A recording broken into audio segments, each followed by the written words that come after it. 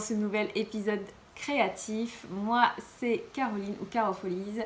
Vous êtes dans ma semaine créative dans laquelle je vous emmène dans de la teinture végétale. Je vous emmène dans mon jardin également pour mes petites cueillettes pour faire mes tisanes. Et surtout, on va parler et on va se plonger dans la tonte de mouton. Pour commencer, on va parler un petit peu de tricot car j'ai quand même tricoté cette semaine. Et d'ailleurs, j'ai une mésaventure à vous raconter. Donc c'est parti pour le tricot. Pour le tricot, la semaine dernière, je vous ai montré mon mini molly que je tricote que ma tante m'a commandé pour la fille de mon cousin. Et la semaine dernière, j'ai pas osé regarder l'épisode de la semaine dernière, mais je pense que dans mon jacquard, je devais être pas loin de ça. Et en fait, j'ai trop mal lu le patron. Moi, j'ai fait tout le diagramme du patron, qui est pour le dernier diagramme. En fait, il y a deux diagrammes, un pour, je sais plus, ça doit être 6 mois à 2 ans, et puis l'autre 4 ans, pardon. Oui, c'est ça, 4 ans à 12 ans. Et moi, j'ai fait tout le long du diagramme sans regarder, sans regarder combien de centimètres il fallait tricoter. Donc, j'ai terminé le diagramme entier pour les 12 ans. Non, mais franchement, je me suis pris la tête en plus. J'ai fait mon jacquard jusqu'au bout. Je me suis dit, oh là là, c'est long quand même, c'est long. Puis après, je me suis dit, mais c'est quand même grand pour une taille 4 ans.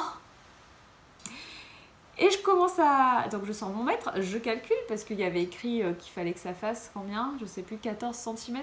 Non, 12 cm et demi pour la taille 4 ans que je fais. Et bien là, on était sur 4 cm et demi. Et en fait, moi, j'étais à 17 ou 18 cm le diagramme. Donc j'ai fait 4 cm en trop de jacquard que j'ai détricoté hier. Génial, ça m'a fait des nœuds de fou dans ma pelote, enfin, dans mon fil rose. J'ai réussi quand même à... Bon, j'ai coupé un moment le fil car il y avait un gros nœud. Enfin bref. Voilà, ça m'apprendra à ne pas lire en entier le patron. Mais je sais pas trouvé ça très clair. Pourtant, je me souviens pas. J'ai déjà tricoté ce gilet pour ceux qui s'en souviennent. Et je me souviens pas d'avoir fait cette erreur en fait. Je sais pas ce qui m'est passé par la tête pour celui-là. Bon, c'est pas grave, j'ai détricoté et puis là, du coup, hier j'ai commencé, j'ai mis en attente les bras et puis j'ai commencé le corps. Donc sur le diagramme, pour taille 4 ans, ça fait 3 petits losanges, alors que c'est vrai que pour la taille 2 ans, du coup on n'avait que les deux premiers. Voilà, bon écoutez, c'est pas très grave, hein, je me suis juste... je pense que j'ai perdu 2 soirées de tricotage, c'est ça, parce que de mémoire, je faisais un losange par soirée, à peu près. Donc voilà, c'est pas très grave, hein, mais ça m'a un peu gonflé quand même. Donc voilà, je pense pas avoir beaucoup avancé depuis le dernier vlog, mais voilà, pour info, j'en suis là. Je n'ai pas avancé du tout le reste de mes projets, notamment ma chaussette. Oui, peut-être j'ai fait 2-3 rangs, mais c'est pas très intéressant pour vous la montrer. Et puis pour le reste, j'ai rien touché. Donc niveau tricot, voilà, on en est là. Et pour info, j'aimerais bien terminer ce pull le plus tôt possible parce que je dois le donner à ma tante cet été. Donc je pense que je vais me concentrer vraiment, je vais être mono en cours et vraiment rester sur celui-là pour le terminer.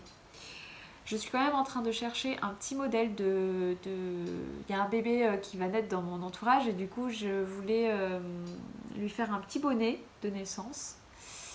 Donc du coup, n'hésitez pas à me donner des idées de modèles. Ou si vous avez d'autres idées de tricot bébé, je suis jamais trop inspirée parce que je sais jamais quoi faire, quelle taille faire, le plus pratique. Donc n'hésitez pas à me donner des conseils et des idées de modèles, ça m'aiderait grandement. Et aussi je cherche un modèle à emporter en vacances cet été. Là c'est vraiment mon objectif de cette semaine, c'est de trouver un modèle tricot à emporter en vacances cet été. Alors je suis allée chercher le nom du modèle parce qu'à chaque fois je m'en souviens pas. C'est le modèle Nurmilintu de Heidi Allender. J'ai découvert ce modèle grâce à Audrey V. Coucou si tu passes par là. Elle l'a tricoté et j'ai eu un coup de cœur sur ce modèle. En plus, il n'a besoin que d'un écheveau. Donc c'est un petit châle. Et il est gratuit. Donc c'est quand même très intéressant quand on veut faire un petit projet comme ça. Et alors c'est un châle qui a une partie en mousse et une partie dentelle. Audrey d'ailleurs, je crois qu'elle en fait un deuxième, elle en parlait dans son dernier vlog, sans dentelle. Et je me tâte parce que moi et la dentelle, je me tâte à la copier complètement. Et voilà, donc je me dis peut-être que comme j'ai des écheveaux un peu solo là-haut dans mon stock, je me suis dit peut-être que tu devrais fouiller un petit peu. Après, est-ce que j'ai envie d'un petit châle comme ça c'est sympa à tricoter, mais est-ce que je vais le porter? Peut-être que je vais le faire et puis l'offrir pour Noël. C'est aussi dans un coin de ma tête. Donc voilà, je ne sais pas ce que je vais faire, mais je pense que ça m'attire pas mal parce que pour un projet de vacances, d'ailleurs, Audrey, t'es partie en vacances avec, donc je me dis, voilà, il y a un truc, je vais peut-être carrément te copier. D'ailleurs, j'en profite pour vous conseiller d'aller voir sa chaîne que j'adore. Et aussi, elle a lancé sa boutique qui s'appelle Le Petit Labo. Et elle teint des écheveaux et c'est vraiment super ce qu'elle fait. J'ai jamais eu encore l'occasion de tester parce que je suis en mode je n'achète plus de nouveaux fils et de la nouvelle laine tant que j'ai 1080 toisons à trier et, et aussi 1080 pelotes dans mon stock. Mais un jour, ou peut-être pour Noël, tiens, un petit cadeau de Noël. Ça serait l'occasion de tester parce que ça me donne vraiment envie. Notamment un écheveau là qu'elle a montré qui était magnifique, avec lequel elle tricote son châle. Si je dis pas de bêtises, je sais plus ce que tu tricotes avec ton écheveau kaki là. J'ai vraiment eu un coup de cœur sur cette couleur. Et bref, je vous invite à aller voir sa boutique. Je vous mettrai toutes les infos en barre d'infos. Donc voilà, bref, je m'égare pas plus au niveau du tricot car je sens que cet épisode va être super long. Maintenant, je vous laisse avec les images et je vais vous faire un petit blabla sur le tri de toison avant de vous emmener avec moi. Moi, je trouve qu'il y a un léger air de ressemblance, vous ne trouvez pas, vous? Je me suis clairement inspirée d'elle. Voilà, je voulais vous montrer ma petite poulette feutrée, petite commande personnalisée. T'es pas contente, toi? Oui, je vous dérange. Bon, allez. En même temps, là, vous me couvez rien du tout. Ça faisait un temps que vous n'avez pas vu les petites poulettes. Donc là, elles sont dans le poulailler. Mais elles font toutes les trois une petite couvade, là. Elles s'y sont mises à trois. Là, sous leurs fesses, il n'y a rien du tout. Il n'y a rien du tout. Et en plus, il n'y a plus de coque. Donc, il n'y a plus de petits poussins, les poulettes. Vous comprenez? J'essaie de leur dire régulièrement, mais ça rentre pas. Bref. Moi, je vais pas faire de couvade, moi. Oula, tu brilles trop, petit poulet. Voilà. Du coup, le petit bec, il est en curcuma. Et puis, pour la petite crête, je me suis amusée. J'ai utilisé du fard à paupières rouge que j'avais. Et j'ai teint de la laine blanche parce que du coup, je n'ai pas encore essayé de teindre du rouge. C'est en cours. Et puis voilà, les petits yeux, c'est des petits yeux de sécurité, hein, comme j'utilise pour les amigurumis. Et le reste, c'est du blanc éclatant. Voici le résultat de la teinture au pissenlit. Alors, attends, peut-être là vous voyez. J'ai mis du blanc toujours là pour que vous voyez la différence. J'ai l'impression que ça donne pas la réalité. Ça donne pas le jaune vraiment éclatant que ça donne dans la vraie vie. Bon, on voit quand même la belle différence là entre le blanc et le jaune, mais là ça donne vraiment un très très très joli jaune qui peps quoi. C'est très très très très joli. Je suis hyper contente du résultat. Alors là j'ai essayé de faire j'ai réutilisé en fait le bain de pissenlit pour pour une autre laine, pour teindre d'autres toisons. Et je vais vous montrer. Là, je viens de le faire mijoter là pendant 1 heure à peu près. Et je trouvais que c'était pas assez jaune. Alors j'ai rajouté du bicarbonate et en fait, le fait d'avoir ajouté du bicarbonate, ça éclaircit la couleur. Voilà, c'était une bêtise. Sachant que pour le premier, j'avais déjà ajouté du bicarbonate et ça avait bien jauni. Mais je pense que du coup, là, d'en rajouter un peu plus, ça a dû rendre peut-être trop basique le mélange. Il faut vraiment que j'aille acheter les petites lingettes pour savoir, pour connaître le pH de la teinture, pour pas faire de bêtises, parce que là j'y vais un peu à l'œil. Mais on va voir ce que ça donne. Là je vais laisser reposer 24 heures et puis on verra bien. Là je suis en train, hop, je sais pas si vous allez voir, je suis en train de trier ça et j'ai lavé ça parce qu'il fait très beau en ce moment, donc j'en profite à fond pour laver les toisons. Et là j'ai un bain, j'ai un bain de toison qui est en train de se laver. C'est le premier bain là. Ce matin j'ai déjà fait 2 bains de celle-là. Et là du coup j'en profite pour laver celle-ci. Il me restait encore ça, mais bon, je me suis dit que ça va être rapide à trier. Hop, et je me suis dit qu'il fallait que je la nettoie au maximum parce que j'ai vu que la semaine prochaine il faisait moins beau. Donc voilà, et puis vous avez vu, j'en ai profité pour laver ma magnifique couverture en crochet qui est sur mon canapé. Donc quand il fait beau et chaud, j'en profite pour la laver. C'est la seule...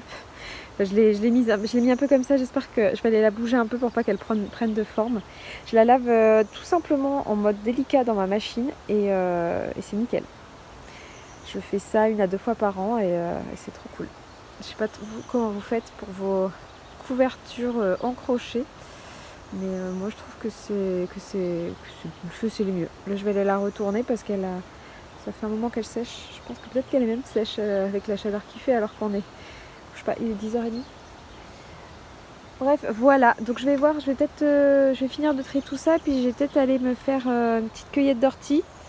Parce que voilà, elles commencent à monter en fleurs et je voulais les enlever, faire un peu de tri dans mon jardin et donc je vais aller en récupérer pour faire un peu de jaune et puis ou essayer de faire du vert. Attention, on va voir ça.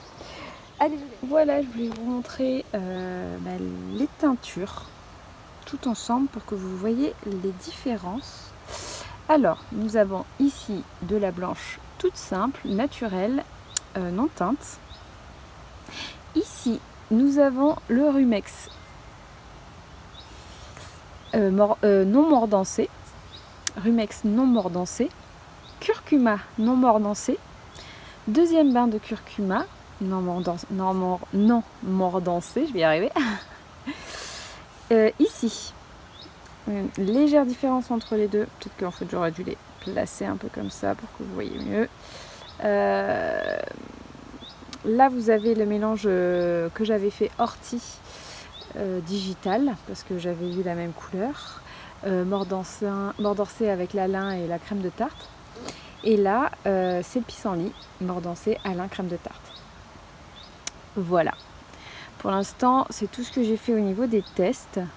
Donc vous avez vu le deuxième bain de pissenlit qui est en cours. Et puis voilà. Je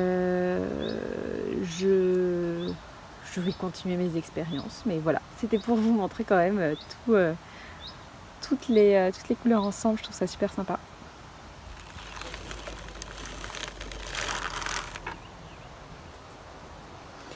Qu'est-ce que tu fais là, toi? Ah bah oui, un carton vide qui était rempli de laine, sale. Pourquoi pas m'allonger dedans et me frotter partout.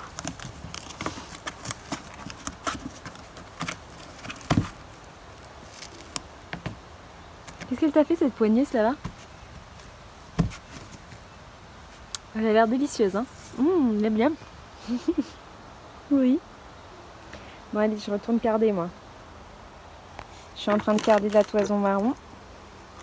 Magnifique marron, n'importe quoi, grise, excusez-moi. C'est de la toison, vous savez, c'est la grise bleu du Maine. J'ai tout ça à carder.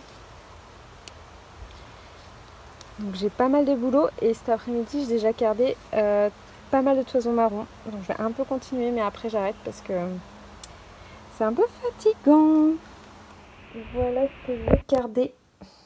Ici là, la toison marron, il y a à peu près 500-600 grammes.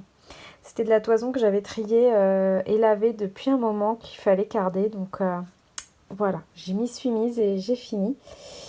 Et là du coup il y a la grise que je suis en train de faire actuellement. Dessous c'est la bleu du Maine blanche. Et pour vous montrer l'étendue des choses à faire, là j'ai trois sacs de bleu du Maine blanche à carder également. Donc voilà. Ça c'est exactement les mêmes, c'est ceux de l'éleveur, donc du coup c'est des bleus du Maine et là c'est celle que je garde de côté pour teindre. Je sais pas ce que c'est comme race de mouton, j'en ai parlé la semaine dernière, bref. Voilà, donc c'est pour ça que j'ai avancé pas mal en cardage aujourd'hui parce que j'ai quand même pas mal de choses à faire. Et là, ici, il y a de la toison qui baigne dans un deuxième bain de pissenlit. Enfin, c'est le même bain, mais que du coup j'ai refait. Et en fait, ça fait pas du tout du jaune, mais du beige. Je pense que c'est parce que peut-être d'une, il n'y a plus assez de colorant dedans, ou bien, ou disons, j'ai mis trop de bicarbonate. Donc on va voir ça. Je la laisse baigner là jusqu'à demain matin et je vais rincer. Et on va voir ce que c'est. Hello.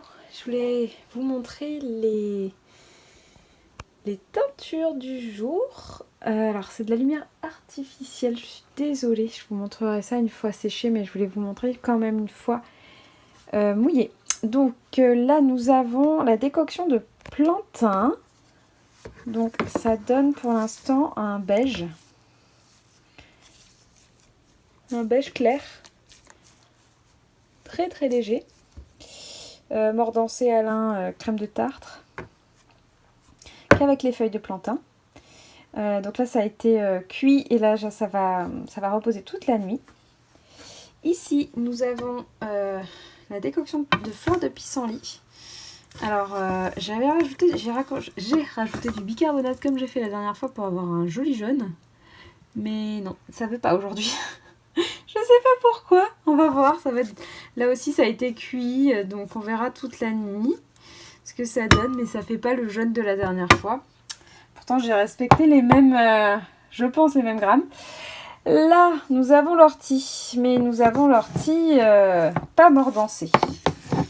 J'ai voulu tester, hop, et vous voyez ça donne un léger vert. Léger, hein, parce que en fait quand on le regarde comme ça fait vert. Mais sur la laine, ça ne le fait pas.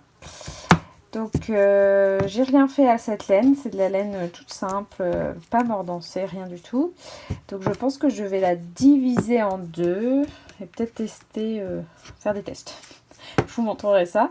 Pour l'instant, je la laisse là parce que j'ai pas le temps de la faire cuire. Donc, elle n'a pas été cuite. Elle reste baignée là-dedans. Et demain, je m'en occuperai.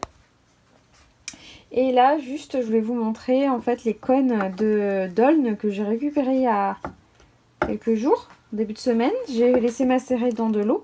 Et là, j'ai fait une décoction pendant 2 heures. Donc ça a bien baissé, hein, parce que j'avais de l'eau jusque-là et du coup, j'en ai beaucoup moins. Et là, on est sur un beau marron brun, ocre. On va voir un petit peu ce que ça donne. Et du coup, là, j'ai de la laine... j'ai de la laine mordancée pour l'aulne. Parce que de mémoire, dans le livre, elle disait de mordancer. Donc voilà. Je teste des choses, on verra bien. Là donc ça sera filtré et je vais voir, je vais essayer de faire ça demain matin. Là on est vendredi pour tout vous dire. Et Et demain, je vais tondre les moutons. Enfin, c'est pas moi qui vais tondre, mais je vais regarder la tonte des moutons. Et je vais essayer de vous filmer ça. Là, on voit mieux le vert, tiens. Avec cette couleur-là. Bref, donc c'est le bordel ici. Mais il y a plein de tests en cours. C'est quand même super cool. Donc je verrai demain matin si j'ai le temps de faire tout ça. Dans tous les cas, je vais rincer ces deux-là qui sont à rincer. Et je vais essayer de lancer celui-là. Et puis à voir si j'arrive à lancer celui-là aussi. Bon, je ne pense pas que j'aurai le temps de tout faire, mais voilà, je vous montrerai les résultats une fois séchés. Je vous montre rapidement juste la teinture à l'ortie. La première, celle que j'ai faite, je sais plus, en début de semaine. En fait, ça m'avait pas plu, ça faisait trop jaune clair et du coup, j'ai fait quoi? J'ai rajouté du bicarbonate. Et ben, ça me donne un léger vert. Un beige qui tire vers le vert. Et donc avec cette décoction, j'ai gardé la décoction et puis j'ai mis de la laine non mordancée dedans pour voir ce que ça allait donner. On va voir. Parce que la décoction est bien verte. On voit à certains endroits où c'est foncé que ça tire vers le vert. Donc à voir, à voir. Là ça donne vraiment un beige pas très funky quoi. Donc bon, c'est pas grave. C'est pas grave, je l'utiliserai pour quelque chose ou je le mélangerai, on va voir. Petite récolte de millepertuis pour faire une alcoolature et potentiellement teindre en rouge. Je vous montrerai les étapes. Là, la cueillette et je vais sécher. Hello, hello! Je voulais revenir vers vous pour vous montrer mes petites récoltes. Cette année, je vous en ai pas montré encore. Je me suis dit, mais il faut que je les montre parce que je suis en train de les récolter tous les matins. Là, vous avez des fleurs de mauve. Vous les connaissez si vous suivez mes vlogs depuis un moment. Je les garde en tisane pour les utiliser. Là, cette année, je les ai beaucoup utilisées quand je me sentais un peu malade, pour la toux par exemple. Elles sont pas mal pour ça, notamment. Les petites nouvelles, c'est celles-ci, les fleurs de calendula. Elles sont trop belles. La fleur de calendula, je vais l'utiliser en macérat huileux. C'est une plante une huile que je vais utiliser qui va être cicatrisante. Elle est très très bien pour adoucir la peau, l'assouplir et puis elle va aider quand il y a des brûlures par exemple. Elle va être anti-inflammatoire. Je l'aime beaucoup en macérat. Donc en fait je la mets comme le millepertuis dont je vous ai parlé l'année dernière dans de l'huile. Là par exemple celle que j'ai, je pense que je vais utiliser l'huile de tournesol qui me reste et la laisser macérer dedans. L'autre orange, c'est des œillets d'Inde. Ça, je les utilise, je les fais sécher pour la teinture, pour me donner un joli jaune orangé. J'en avais récolté l'année dernière, mais j'ai pas encore fait la teinture. Donc là, cette année, je les prends au fur et à mesure au jardin. D'ailleurs, si vous en avez souvent, on les utilise, on les met à côté des tomates pour faire fuir les petits pucerons. Si vous en avez au jardin, n'hésitez pas à cueillir vos fleurs parce que plus vous en cueillez, plus elle en fait. Donc vraiment, c'est top. Donc j'en garde toujours à côté quand même et puis je les récupère dès qu'il y en a une nouvelle qui sort. Et puis je les fais sécher et ensuite je les utiliserai en teinture. Et la toute nouvelle, c'est la fleur de guimauve aussi. Elle est vraiment très jolie, je trouve. Elle est très discrète, elle est blanche et à l'intérieur un peu violette et rose. Vraiment très très jolie. Celle-là, je vais la faire sécher pour la tisane. La guimauve, elle est très riche en mucilage, donc elle va aider les systèmes digestifs qui sont inflammés, mais aussi les systèmes respiratoires d'ailleurs, un peu comme sa cousine la mauve. Du coup, elle a quand même une sphère digestive qui est très intéressante. Toute la plante d'ailleurs. Moi là, je cultive que les fleurs, mais on peut récupérer aussi les feuilles. Je vais peut-être en récupérer un petit peu aussi. Et elles sont toutes douces et elles sont trop belles. J'aime trop, je suis très contente d'en avoir trouvé chez mon petit producteur de plants. Et voilà, donc n'hésitez pas si vous en trouvez, parce que c'est assez rare d'en trouver des plants de guimauve. Donc ça ressemble vachement à la mauve en fait, ça pousse en hauteur. Il faudrait que je vous montre à quoi elle ressemble. Alors là, vous avez mon petit coin de plantes médicinales, enfin il n'y a pas que là mais en partie. Et donc au pied des calendulas qui se trouvent ici, Donc les calendulas, je vous les ai montrés, pardon. C'est les violettes, mais j'en ai aussi des jaunes qui poussent, qu'on m'avait donné. Voilà, là c'est vraiment la calendula officinalis, si je dis pas de bêtises. Et là, vous avez la guimauve qui pousse. Et en fait, les fleurs sont là. Oh, il y a une visiteuse. Elle est trop belle. Attendez, je la vois ou pas? Désolée pour les... Si vous avez peur des araignées, stop, arrêtez de regarder. C'est bon, vous pouvez regarder, j'arrête de la filmer. Et donc là, vous avez... je sais pas si... Vous pouvez pas la toucher, mais elle a plein de petits poils et elle est toute douce. On voit les petits poils, voilà, briller au soleil. Donc je vais récupérer aussi un petit peu de feuilles pour les faire sécher. Et elle ressemble du coup vachement à la mauve. Je vais vous montrer ma petite mauve. Et puis là, tiens, je vais vous montrer ce qu'il y a là aussi. J'ai un pied de verveine, un deuxième. Là, j'en ai un autre un peu plus loin. J'ai un bébé lavande là que j'ai repiqué. Je suis trop contente. Il prend, c'est de la lavande vraie. Donc vraiment de la lavande officinale qu'on peut utiliser en tisane, donc je suis très contente. Là il y a ma sauge aussi avec plein de mauvaises herbes autour. Elle aussi il faut que je la cueille, il faut que je commence un peu à la cueillir parce qu'elle fait des très jolies feuilles pardon, et elle a fait des petites fleurs que j'ai laissées cette année là pour les petites abeilles. Bon là vous avez du persil dehors, ouais c'est ça, persil plat et persil frisé.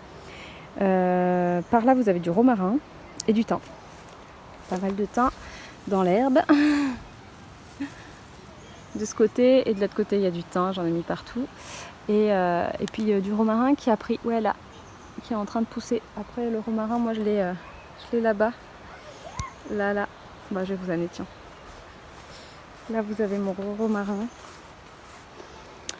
Et derrière, je sais pas si vous pouvez voir, d'ailleurs je te fais un petit coucou Mélanie de la chaîne À l'ombre du cactus qui m'avait offert ce pied de mélisse que j'avais mis entre le romarin, l'hortensia, derrière il y a le camélia, et j'avais mis un petit pied ici, hein, voilà, pensant bien faire. Derrière il y avait de la menthe, et bien en fait là, voilà, tout ça là, c'est de la mélisse. Elle vit sa meilleure life en fait, voilà, il y en a partout en fait, il y en a partout. Il faut que je m'occupe de ça, il faut que je plonge là-dedans et que je taille tout, puis je la fasse sécher aussi. Et là par contre il y a un peu de menthe qui a résisté. Je te disais Mel que la mélisse avait mangé la menthe. Il y a encore un petit peu de menthe qui a résisté. Mais c'est difficile peut-être à voir à la caméra. Mais là vous avez la menthe et là vous avez la mélisse. Elle se ressemble quand même vachement au niveau de la... Enfin visuellement, mais bon après on se trompe pas du tout quand on la sent. Et donc voilà, bref, le romarin j'en ai pas mal ici, puis j'avais coupé pour faire des boutures et ça avait bien marché, à certains endroits, notamment ici.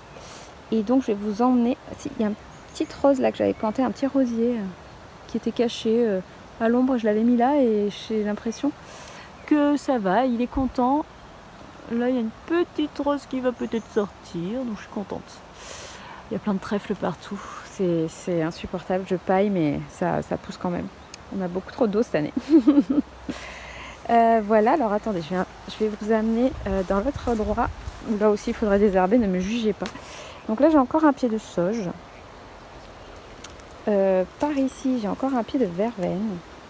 Et là, j'ai mon pied de lavande vraie qui est trop beau. Je vais m'en occuper, cueillir dès qu'il y aura un petit peu plus de fleurs ouvertes. Et je vais les faire sécher pour les mettre en tisane. L'année dernière je ne l'ai pas fait et là cette année je vais le faire parce que c'est de la lavande vraie et j'aimerais bien en faire des tisanes. Et puis du coup je laisse de toute façon toutes les fleurs autour, les rosiers, tout, parce que là du coup j'ai 2 rosiers, j'en ai même un 3e derrière, donc et puis j'ai le cotonéaster qui est là, qui est un peu mal en point, malheureusement il est en train de mourir. Mais il y a quand même pas mal de fleurs et donc bon, les abeilles elles sont contentes, elles ont quand même pas mal de choses, donc je vais m'occuper de ça. Tiens là, ça c'est de la menthe pomme, je sais pas si vous connaissez, si vous en avez chez vous. Ça sent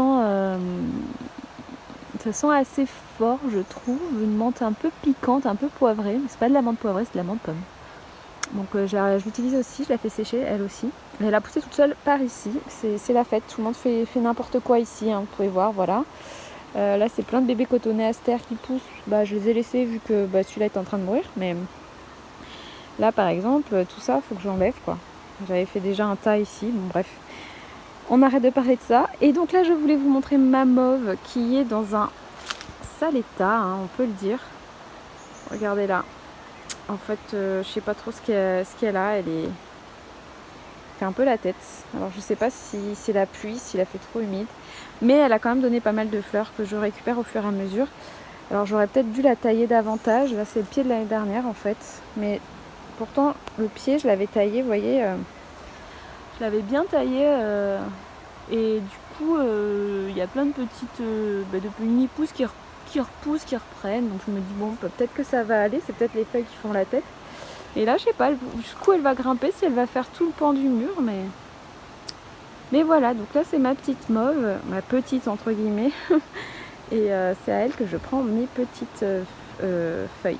Et là, vous avez derrière, là, le beau rosier. Hop, je l'aime beaucoup. Je vais récupérer certaines roses aussi pour faire sécher comme j'avais fait l'année dernière. C'est trop joli, je trouve, les roses. Je vais garder les roses entières puis les mettre dans les tisanes. Si vous avez une théière, transparente, là, c'est magnifique, je trouve, les fleurs comme ça. Et puis j'aime bien le goût de rose dans les tisanes. Donc voilà, je vais les faire sécher un petit peu. J'avais hésité à les utiliser pour la teinture, mais ça donne un gris de ce que j'ai lu. Alors je suis un peu, je sais pas, je verrai si j'en utilise pour la teinture ou pas. Mais là, ouais, je vais les récupérer un petit peu parce que j'en ai laissé beaucoup mourir. Enfin, mourir entre guillemets, hein, mais il me fait vraiment beaucoup de roses. Donc, je vais en récupérer certaines et en laisser d'autres faire leur petite vie et tomber ensuite par terre comme toutes celles-là. Là. Mais voilà. Et là, j'ai mon pied de rhubarbe qui vit sa best life là, en ce moment. Il est content. Je suis contente parce que il me fait vraiment des belles grandes feuilles que j'utilise donc en teinture. Car la rhubarbe, vous pouvez l'utiliser en mordant. Donc là, regardez, celle-là, elle est immense. Je vais me la cueillir. Et je l'ai fait sécher en ce moment et je suis trop contente parce que ça va me faire, je vais me faire des mordants naturels. Donc voilà. Voilà. Donc c'était le petit tour des plantes médicinales. J'espère que ça vous aura plu. N'hésitez pas si vous avez des questions sur certaines propriétés et tout. Et tiens, regardez, hop là, j'ai plein d'orties. Bon, les orties, j'en ai partout, mais là, au pied du petit puits, un petit puits trop mignon là. Au pied de mon petit puits, il y a plein d'orties. Et d'ailleurs, tiens, regardez qui est là. Qui est là? Allez, non, focus. Voilà, vous êtes trop belle. C'est de l'achillée millefeuille. J'en ai déjà parlé aussi. J'en ai qui poussent comme ça un peu partout, notamment dans le champ là où il y a l'âne. Il y en a plein. Donc je vais... Ah, excusez-moi. J'ai une bête sur moi, j'ai eu peur. Bon, non, c'était juste en plus une petite punaise. Bon, bref. Et donc voilà. J'ai plein. Bah là, regardez, ça c'est des feuilles d'achillée. Bon, et bref, il y en a partout qui poussent comme les menthes pommes là. Donc je les récupère au fur et à mesure. Et comme l'ortie, et ça me fait des petites tisanes ou bien des petites teintures. Et là, à côté, il y a nos arbres fruitiers d'ailleurs qui ont plein de fruits cette année. C'est la première fois qu'ils m'en donnent là depuis 4 ans. Je suis trop contente. Regardez le nombre de pommes que ce pommier a. Je ne sais pas si vous pouvez voir, mais j'ai tellement hâte de enfin pouvoir les goûter depuis le temps. Il y en a vraiment partout. Regardez cette branche là. Il y en a plein. C'est trop cool. Et là, le petit poirier aussi, il donne plein de bébés poires. Là. Trop bien. Trop hâte de pouvoir les goûter. J'espère qu'elles vont pas tomber, que je vais pouvoir les goûter. Bon, allez, je vous laisse. Parce que là, waouh, c'est un peu long là, 10 minutes. C'est ta table préférée de tous les temps? Oui. T'es bien là? Ah non, non, te lève pas puisque je voulais te montrer par-dessous là. Je voulais te montrer que tu faisais un gros tas là. Regarde, maintenant il y a un trou sur ma table. Voilà, le grillage n'est pas assez tendu. Bon, meilleur investissement cette table, hein, de temps et surtout vu que c'est que de la récup, mais franchement, bon, en plus du fait que le chat adore cette table et qu'elle fait sa petite sieste dessus, c'est vraiment très très pratique. Avant j'avais celle-là, là je suis quand même beaucoup plus large, c'est trop cool. J'adore l'été, j'adore ces soirées d'été douces là. Oh, j'adore cette lumière, j'adore. En fait, cette table, elle sert à tout le monde, c'est ça? Hein? Tout le monde est fan de cette petite table. N'est-ce pas belle? Ah oui, carrément, sur une patte même. Là, c'est vraiment qu'on est bien. Alors là, vous allez voir les images de cette journée, de cet après-midi plutôt, où je suis allée au moment de la tonte des moutons chez des connaissances qui m'offrent généreusement les toisons de moutons qu'ils ont. Ils en ont vraiment beaucoup. Je vous en parle après, vous allez voir dans les images tout ce que j'ai récupéré. Il a à peu près une quarantaine de moutons. Donc 45 peut-être, exactement comme ça, j'ai plus le chiffre en tête et je ne l'ai pas noté parce que ça a été une journée très fatigante. Et d'ailleurs, je remercie infiniment Catherine déjà de m'avoir fait connaître Vincent pour le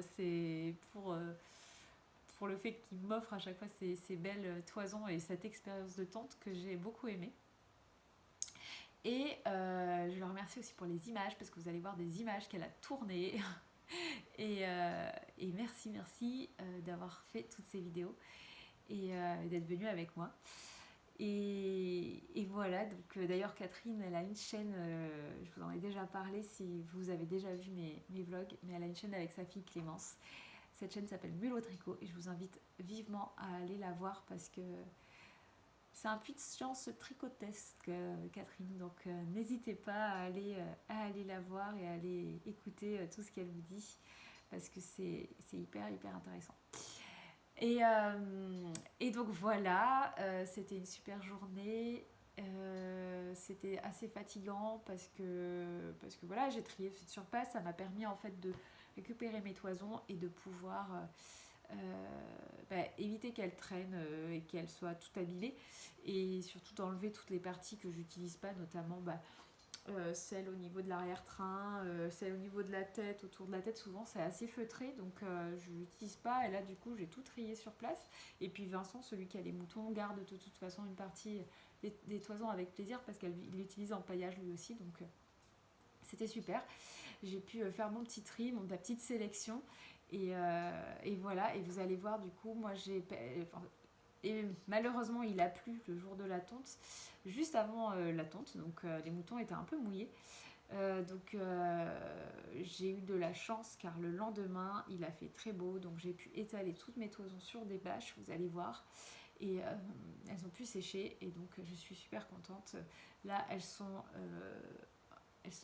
dans des sacs et je vais pouvoir les trier, et ça va être un tri assez rapide car vraiment elles sont nickel, elles sont vraiment pas sales. C'est en fait les moutons qui vivent en liberté comme ça, j'ai l'impression que ils sont moins en fait dans la paille et donc ils sont moins sales quand je dis sale, c'est vraiment rempli de petits déchets qui sont très embêtants à trier. Quand on trie, il y a plein de bouts de paille ou de bouts de petites brindilles et tout, c'est le plus embêtant à trier quand on nettoie les toisons. Et là franchement elles sont vraiment très belles, donc je suis trop contente. Même les ouessants, parce qu'en fait il y avait beaucoup d'ouessants, vous allez voir sur les photos. Même les ouessants, ils ont vraiment une très belle toison. Je suis trop contente, j'ai trop hâte là, d'aller mettre mes mains dedans et d'aller trier. D'ailleurs aujourd'hui je vous parle, on est lundi, et je vais peut-être essayer de au moins trier la solognotte. Il y a une solognotte et elle est trop belle, c'est celle de l'année dernière que je vous avais montrée, donc c'était bien de la solognotte. Et pour information, du coup, l'année dernière, à chaque fois, je vous disais, je ne sais pas quelle toison c'est, etc. Alors il y a beaucoup d'ouessants et puis sinon une solognotte et puis c'est des mélanges de Texel et de Vendéenne. Donc vraiment une très très belle fibre que j'ai hâte de nettoyer et d'ensuite travailler. Donc voilà, j'arrête de parler parce que j'ai peur que cet épisode soit très long, donc j'arrête et je vous laisse avec les images. N'hésitez pas si vous avez des questions et à me les poser en commentaire. Je serai ravie d'y répondre et d'échanger avec vous à ce sujet. Et puis je vous souhaite, j'en profite pour vous souhaiter une belle semaine et à très bientôt. Bonjour. Et là. Bon. Et alors?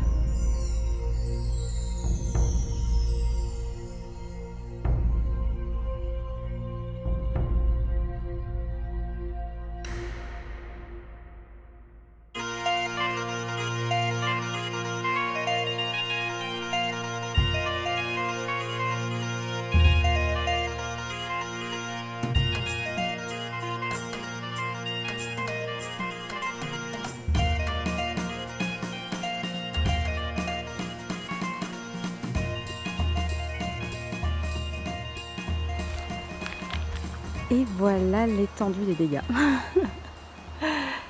Donc voilà ce que j'ai récupéré de la tonte hier. Il y a à peu près une trentaine, un peu plus d'une trentaine de toisons. Donc, je vais vous montrer ça plus près. Là vous avez de la toison marron. Et toute la toison marron c'est de l'ouessant. C'est des petits ouessants. Des brebis et des moutons. Enfin des petits. Il y avait pas mal de... Bon, les ouessants c'est petit, mais il y avait des petits et des plus grands. Donc selon la taille des toisons, il y en a. Et puis la matière, c'est marrant parce que c'est pas du tout la même. Là par exemple, on n'est pas du tout sur la même qu'ici. Tous les petits moutons ont vraiment leur toison à eux. Et leur type de toison, mais c'est que de l'ouessant. À côté ici en blanc, c'est de l'ouessant aussi. Là, ce carré-là. En fait, les deux carrés-là, c'est des ouessants. Les marrons et les blancs. Là aussi, c'est des tout petits. Enfin, des tout petits. Des petits, mais il y avait pas mal de petits bébés de l'année dernière qui ont eu leur première tonte. C'était vraiment trop chou. Et voilà. Donc là, on est vraiment sur de l'ouessant. Ici... Tout ici, c'est des gros moutons. Donc, pour revenir au niveau des ouessants, bah là, vous avez 23 ouessants. Bon, il y en a que j'ai pas tout pris. Il y en a qui sont restés. Et puis, j'ai pré-trayé aussi là-bas. Donc, j'ai enlevé vraiment toutes les parties que je vais pas utiliser. Celle de l'arrière-train, celle au niveau de la tête aussi, où c'est souvent très feutré. Donc, voilà ce qui reste. Et donc là, je disais, c'est des gros moutons. Brebis d'ailleurs. Et moutons, il y a les deux. Et donc là vous voyez il y a une couleur différente, c'est la solognotte qui est ici. Et là-bas en fait derrière il y a des mélanges. C'est des mélanges de Texel, Vendéenne. Et il y en a une, je pense, le propriétaire des brebis me disait qu'il y en a une qui doit être mélangée solognotte. Mais il n'était pas sûr. Parce que du coup, il y a une toison qui est un petit peu de couleur, ce petit beige solognotte. Donc voilà, là tout est mélangé parce qu'on comme c'est des mélanges de races entre Texel, Solognotte et Vendéenne, j'ai juste trié, bien fait attention de ne pas mélanger les deux. Et la Solognotte de la laisser toute seule aussi. Et puis voilà, donc il y en avait 8 en tout, des grosses. Donc voilà, ça va faire pas mal de boulot, mais franchement il y a des toisons que je vais juste écharpiller rapidement et laver comme ça, tellement elles sont propres. En fait c'est trop bien d'y aller le jour de tonte. J'espère que j'ai fait des images, et surtout Catherine de la chaîne Mule au Tricot est venue avec moi hier et puis a pris plein de photos et de vidéos, donc merci Catherine. Comme ça j'ai des choses à vous montrer et à vous intégrer dans le vlog de cette semaine, je suis contente. Donc là j'ai tout mis comme ça, on est le lendemain, on y allait samedi et là on est dimanche, donc j'ai tout mis comme ça sur des bâches pour sécher, parce qu'aujourd'hui il fait plutôt beau. Donc comme hier, il a plu juste avant la tonte, les moutons étaient mouillés, donc comme l'année dernière j'en ai perdu, j'ai perdu des toisons qui étaient abîmées, un peu moisies et qui sentaient très mauvais. Là je les ai mis direct à sécher, profiter du soleil pour qu'elles sèchent bien, et comme ça je pourrai les stocker et au fur et à mesure les nettoyer sans les abîmer. Donc voilà, je vous fais je sais pas comment vous montrer. Voilà, vous avez à peu près tout. Je vais te faire une petite photo d'en haut de la maison. Bref, voilà, donc c'est parti, je suis trop contente. Je suis trop contente. Je vais avoir du boulot, mais c'est un plaisir. J'ai oublié un sac dans la voiture. Ça va qu'il est petit. J'ai plus de place. Je sais pas où le mettre. Qu'est-ce que tu fais là, toi? Tu viens picorer la laine? Hein? Tu viens picorer la laine? Mais qu'est-ce que c'est que ça? Il y a peut-être de quoi grignoter là-dedans. De quoi me faire un petit nid? Non, ça m'intéresse pas vraiment. Allez, je m'en vais.